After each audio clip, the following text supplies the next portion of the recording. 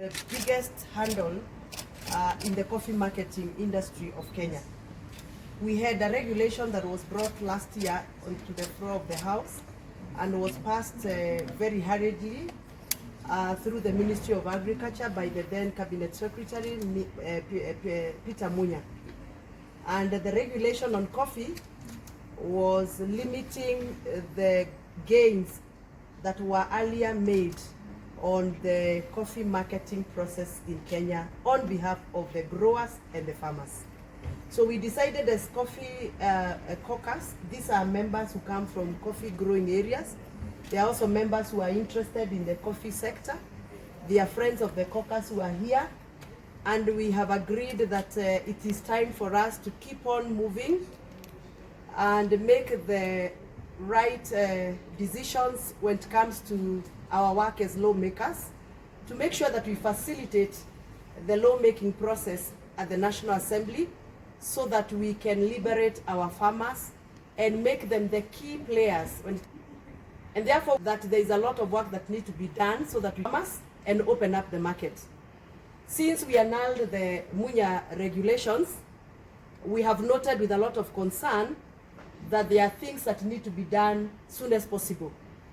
One, because we are going to experience a lot of changes, the way coffee has been moving from the millers, the roasters to the Nairobi Coffee Exchange, we have noted that there are some people who have rushed very fast, have now been going to approach our farmers, loaning them and lending them advances and monies, and therefore locking them to themselves so that when they are not allowed to trade anymore the way they've been trading, then they make farmers the subject of their loans.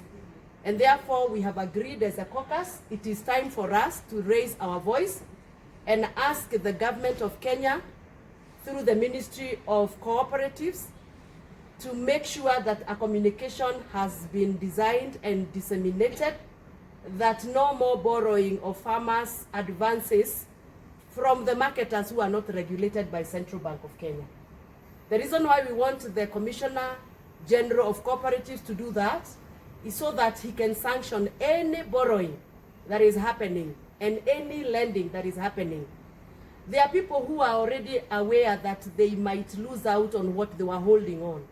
And so what they are doing now, they are running, they are borrowing money on behalf of the farmers, and some of the farmers are not even involved in the borrowing process. We have also agreed that it is time for us to review what has been happening at the Nairobi Coffee Exchange.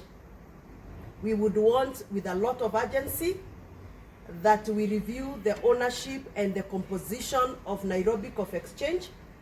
If we are to affirm that that is a platform that should deliver the value for our farmers, we must be sure and we must be confident that whatever is going on there is on behalf, in the favor on behalf of the farmer.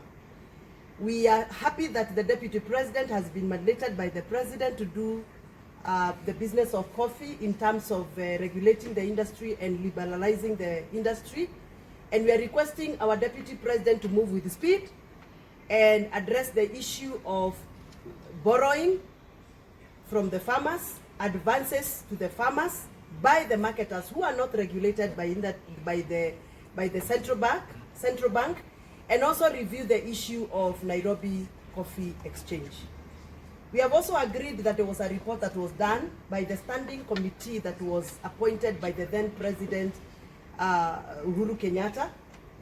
The standing committee, that is the task force that was tasked by coming up with recommendations towards opening up the coffee marketing process. That report has not been implemented, and there are things within that report that are in favor of the farmer. We would want to take up the matter at the National Assembly level and see how that report is going to be adopted, and if there are amendments to be done, we can thereafter make the amendments. And therefore we have agreed that we soon want to meet the Deputy President as a caucus so that we can agree how fast we can be able to implement the report for the sake of the farmer. We have also noted with a lot of concern that most of the factories are closing down because of the mismanagement thereof by most of the coffee cooperative societies. We are very, very alarmed that even some of the factories have been vandalized. And therefore, because now we have the new window after the Munya regulations have been annulled, we want to ask our farmers to come together. Form your associations of farmers now.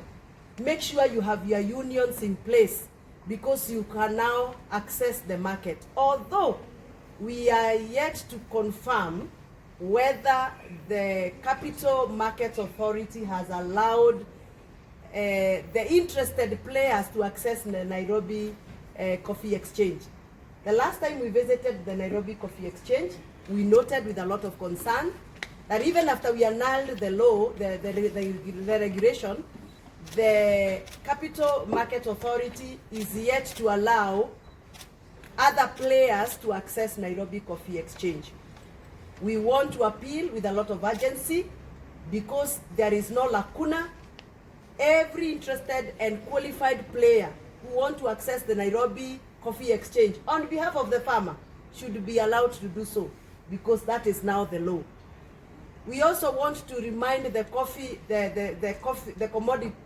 Market Authority, the Commodity Market Authority, that we are aware they have extended the marketing licenses for coffee marketers for up to April. I hope after April we shall not hear more extensions. We want to hear that there are more players allowed to access the market.